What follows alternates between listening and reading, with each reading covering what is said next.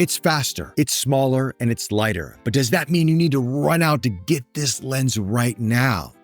Let's talk about that. In front of me, I have the all-new Sigma 24-70 at 2.8 DGDN2. That's right, Mark II for the L mount and E mount. So there you have it right here. Look at that bad boy. It is a little smaller, a little bit more svelte, and it is looking very pretty, if I may say so myself. I'm liking the new design language Sigma's implementing into the Art Series lenses. It's ever so slight, but it just feels a little bit better made. It looks a little bit better made.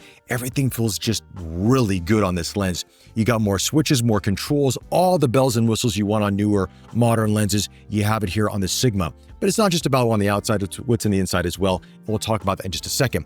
But let's stay with the outside. So you got some switches on this on the outside. Of course, you can click the aperture or declick the aperture if you want to. You can lock the aperture in its place. And also you can lock so it doesn't creep out on you here because it is a telescopic zoom lens. You can hear that real quick here. If I just lock that in place, I have to twist and then it will pop out. So it's not going to just kind of drop out as you're walking around with it. Again, this is not that much of a telescopic zoom on that, so it wasn't something I'd be worried about personally.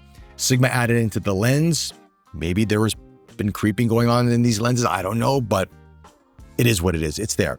Anyway, you have your autofocus and manual focus switch, and the rest of it is pretty much part and parcel with being an Art Series lens, but it is just a very handsome looking lens. And look, 24-70s aren't necessarily the sexiest lenses out there, but they do the job. And for a lot of event photographers, wedding photographers, professional photographers out there, this is their go-to. It's part of the Trinity, and you want a good, solid 24-70 because sometimes this is the only lens you can use or the only lens you need for a job, and you want the optics to be good. Let's talk about that right now. You got 11 rounded aperture blades. If I'm looking inside of here, you got 6 FLD glass elements, 2 SLD glass elements, and 5 double-sided aspherical elements that are used. And they're saying that aberrations are highly corrected. And this is something that I can attest to taking photos with this and video, that this is a very well-corrected lens.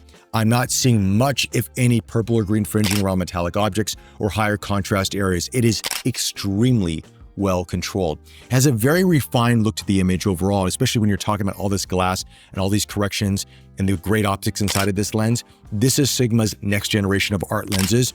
And, coming up after the 70-200, the 51.2, now we got the 24-70 here. They're knocking it out of the park here, guys. This is a really solid lens for you Leica folks out there.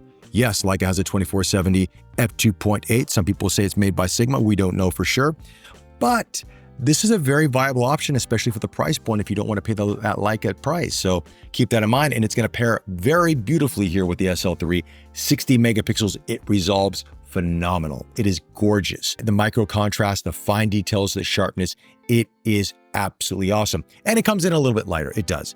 So the weight of this lens comes in at 745 grams for the L mount and 735 grams for the E mount. And why, you may ask? Well, the L mount is slightly larger than the E mount, hence that's why you have a little bit of extra weight to the L mount. But nonetheless, it is minimal.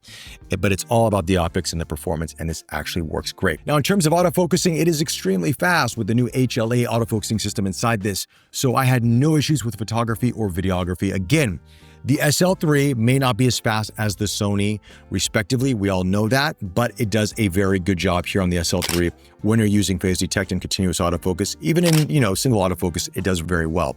It does lock on the subjects, eye detection, face detection, subject detection. It's all there. It works absolutely fine. And in video is actually very good. Minimal to zero focus breathing, by the way. And this is something that we've been seeing from Sigma over the past few releases, and they're continuing here with the 24-70. As a matter of fact, I've been shooting a series of my videos here on this channel with this lens over the past couple of weeks, and I've loved the image quality coming out of it. I'm actually using it right now as we're talking, and actually the previous video I did with the iPad and other videos I did were all shot with this 24-70, and it's absolutely bang on. Again, there's really not much to complain about. If I had any sort of complaint, it would be this. I wish it was internal zoom. I wish it wasn't a telescopic zoom. I know that would add a little bit more weight, but it's such a refined lens and it's so compact in its size. And I think for a lot of gimbal users who might want to use this lens, having that telescopic kind of throws off your balance if you're using a gimbal a little bit. My personal opinion, may or may not nowadays, who knows, but I'm just saying that would be my only gripe on this lens. Outside of that, it is a solid performing lens. You've been seeing through the photos and some of the sample video that I showed you in terms of focus breathing. This is a really, really nice lens, and it pairs well with higher megapixel cameras. You know, your FPL, your SL3, your A7R5 from Sony, you are going to be in business with higher resolution cameras. And also if you want to drop it down to something a little bit smaller in terms of resolution, it's going to be awesome. Guys, that's pretty much it. Short, sweet, to the point.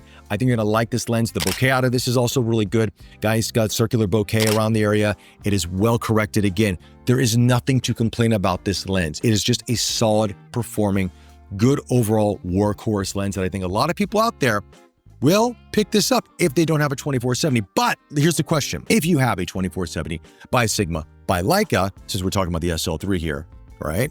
Should you run out and get this? Here's my take on this. Everything is good on this lens. It's better, the specs show it, the image quality shows it, but how much better is it? Here's the thing. The previous 24-70 was already really good. You might get a little bit more chromatic aberration there, here and there out of it, right? The autofocusing might not be as quick. I'm saying might not, but again, it's camera dependent more than anything else.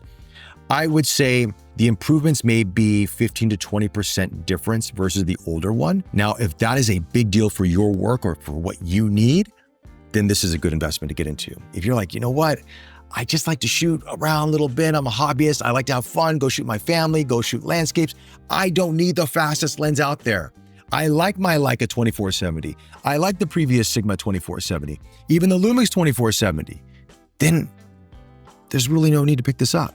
But if you're looking for the best, currently on the market, 24-70 f2.8, in my personal opinion, and I think this is even better than Leica's version because this is obviously version 2 from Sigma. I think they've probably done some corrections as well. This may be a lens to highly consider. Anyway, I'd like to hear from you guys. What do you think? Would you buy this? Are you thinking about it?